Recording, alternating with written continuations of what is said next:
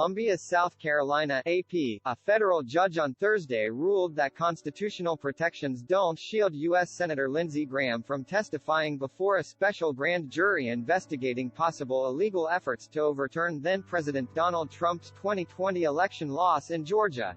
The ruling from U.S. District Judge Lee Martin May rejected Graham's argument that all his calls with Georgia's Secretary of State, Brad Raffensperger, were protected under the U.S. Constitution's Speech or Debate Clause, which shields members of Congress from questioning about official legislative acts. She did, however, agree with lawyers for the South Carolina Republican that legislative protection applies to parts of the calls specifically pertinent to Georgia's then-existing election procedures and allegations of voter fraud in the lead-up to his certification vote. Portions she noted were legislative fact-finding.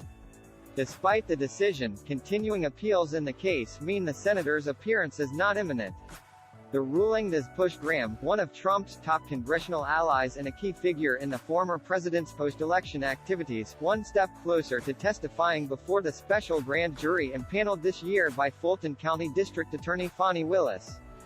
Willis has sought testimony from a number of other close Trump allies and advisors, including former White House Chief of Staff Mark Meadows, Trump-allied lawyer Sidney Powell and conservative lawyer L. Lynn Wood Jr., who said this week he's been told Willis wants him to appear. On Wednesday, a judge ruled that Georgia Governor Brian Kemp must testify, while agreeing with the Republicans' request to delay that appearance until after the November 8 election. Kemp faces a rematch with Democrat Stacey Abrams. Rudy Giuliani, the former New York mayor and Trump lawyer who's been told he may face criminal charges in the investigation, testified in mid-August. Graham has asked for a partial quashing of the subpoena, which had initially instructed him to appear before the special grand jury last month.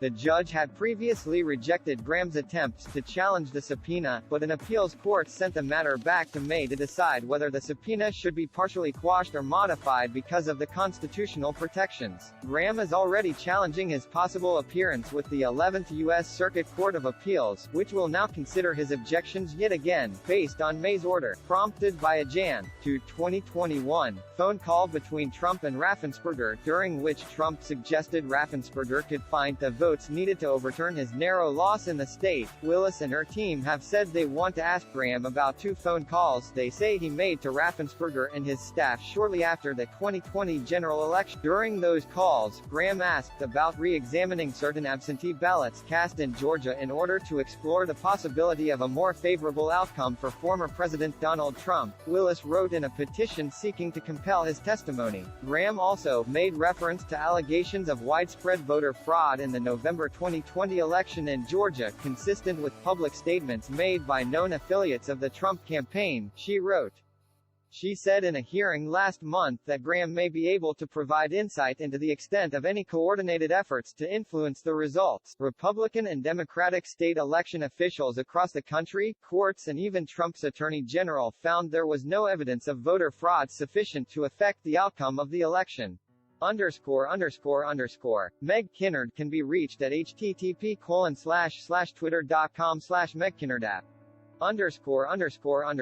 More on Donald Trump related investigations, https://apnews.com/hub/Donald-Trump.